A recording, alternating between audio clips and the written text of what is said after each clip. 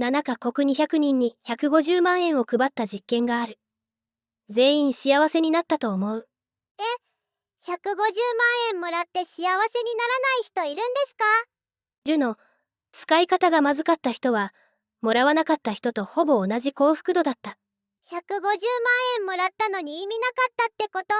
それはショックすぎる。今日紹介するのは、2024年にネイチャー系列のコミュニケーションズサイコロジーに掲載された論文、UBC のセーデステンルンドたちの研究で、タイトルは、お金の使い方が日常の幸福をどう形作るか。実験の流れはこう、7カ国から200人を集めて、1人1万ドル、約150万円を一括で送金した。7カ国ってどこですか？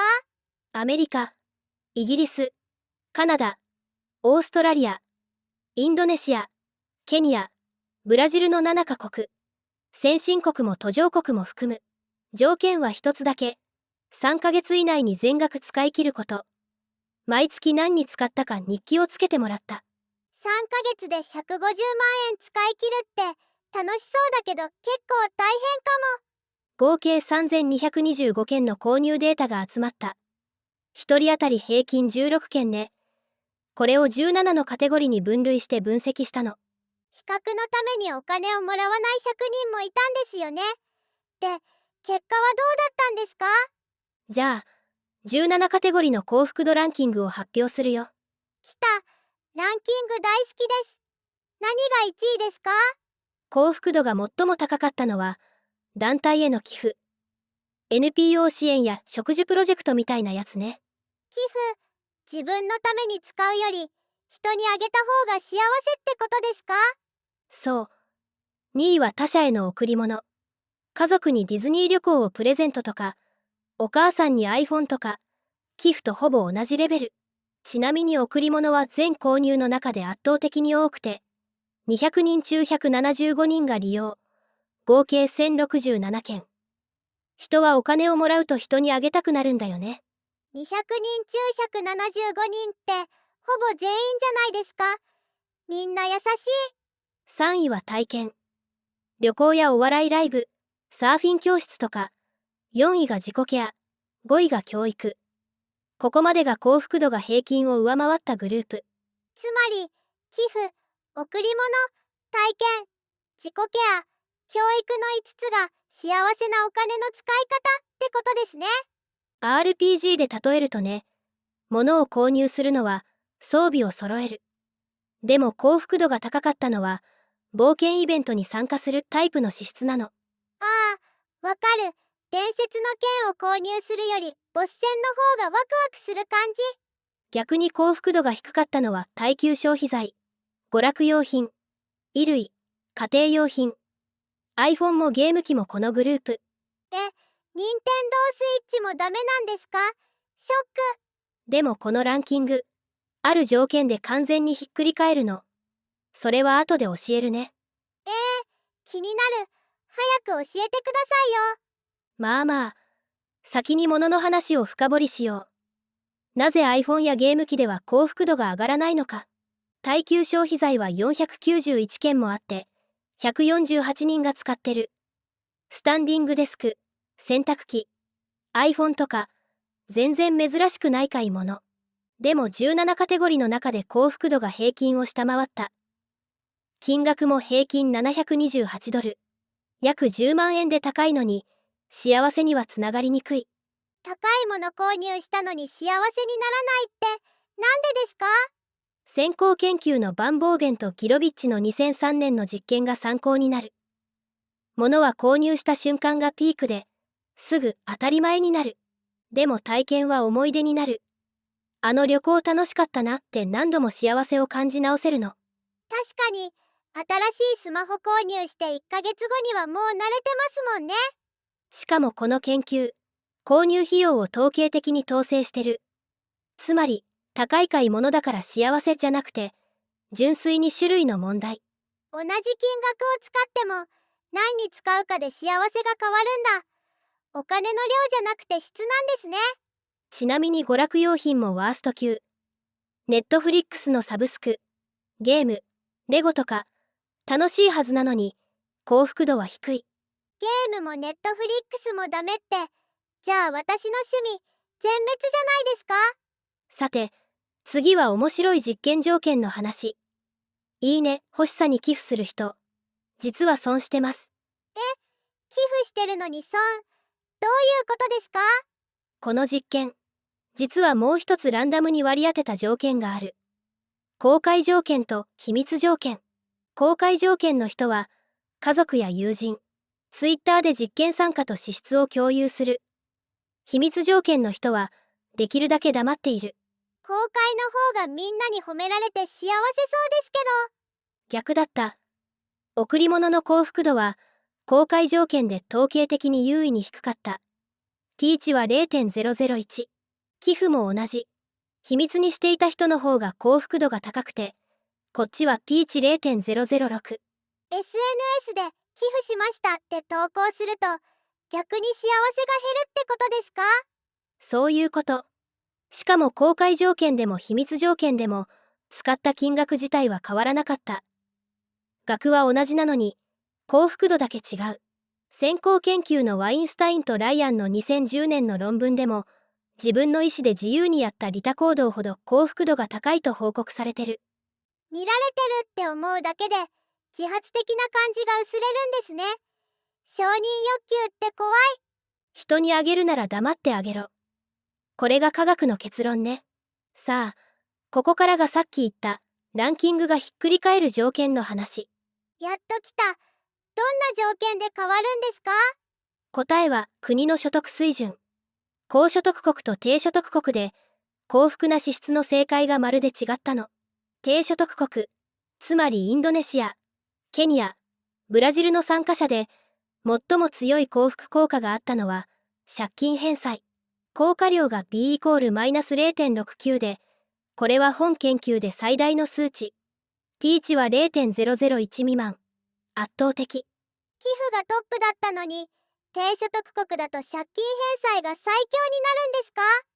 住居への支出も低所得国の方が幸福効果が高かった。家賃とかローンの返済ね。これ、スマホのストレージで例えるとわかりやすい。容量がカツカツの時は、いらないアプリを消すだけで劇的にサクサクになる。ああ、でもストレージに余裕がある人は消してもあんまり変わらないですもんね。まさにそれ。マズローの欲求階層みたいなもので、基本的な生活が不安定な時は、まずその不安を取り除くことが最大の幸福になる。逆に高所得国では、贈り物や時間節約サービスの効果が高かった。テイクアウトやハウスクリーニングとかね。幸せなお金の使い方って万国共通じゃないんだ。これまでの研究は先進国だけだったんですね。さて、ここからは先行研究が見落としていたカテゴリーの話。あ、オープニングで言ってた、研究者も気づいてなかったってやつですね。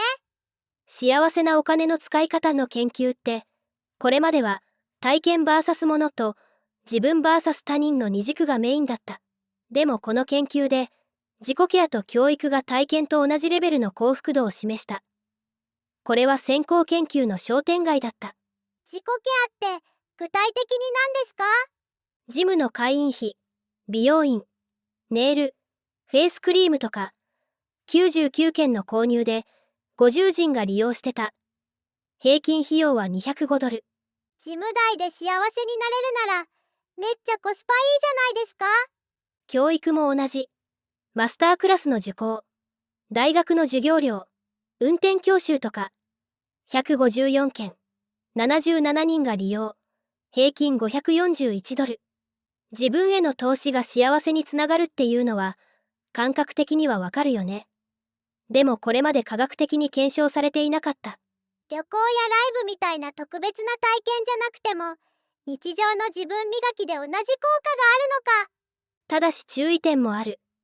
この研究はカテゴリーごとの分析で、参加者が自由に使ったお金を分類してるから、厳密な因果関係とは言えない。でも一人が平均16件の買い物をしてるから、同じ人の中での比較はできてる。個人差では説明できない結果なの。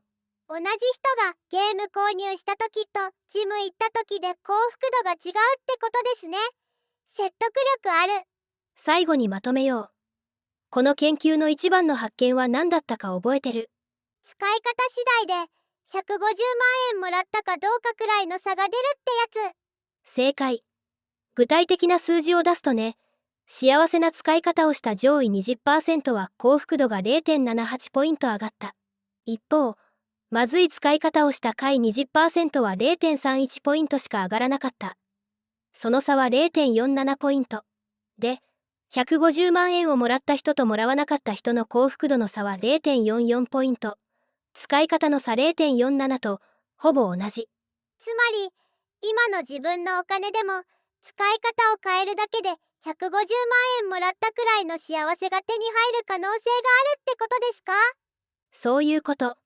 しかも幸せな使い方をした人は、6ヶ月後でもまだ幸福度が高かった。一時的じゃないの。半年後もまだ効果が続くんだ。じゃあ具体的にどうすればいいですか？じゃあ最後に、この研究から導ける幸福なお金の使い方チェックリスト。1、人にこっそりあげる。2、物より体験を選ぶ。3、ジムや勉強など自分を磨く。4、借金があるなら先に返す。5、iPhone の新型より友達との旅行を選ぶ。すごい。全部今日からできることばっかりですね。私、まず友達にこっそりプレゼントしてみよう。いいね。お金の額は変えられなくても、使い方は今すぐ変えられる。それがこの論文の一番のメッセージ。次回も論文データで、みんなのお金の常識を揺さぶります。それではまた。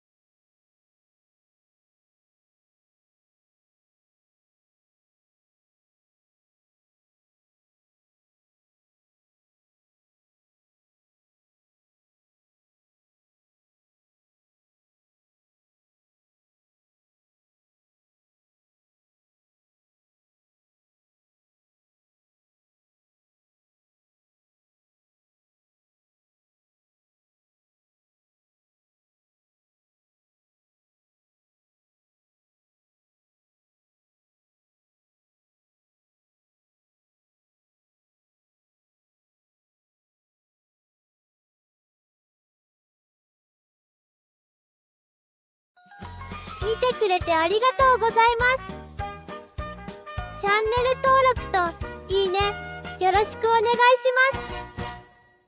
コメントも待ってます。じゃあ、またね。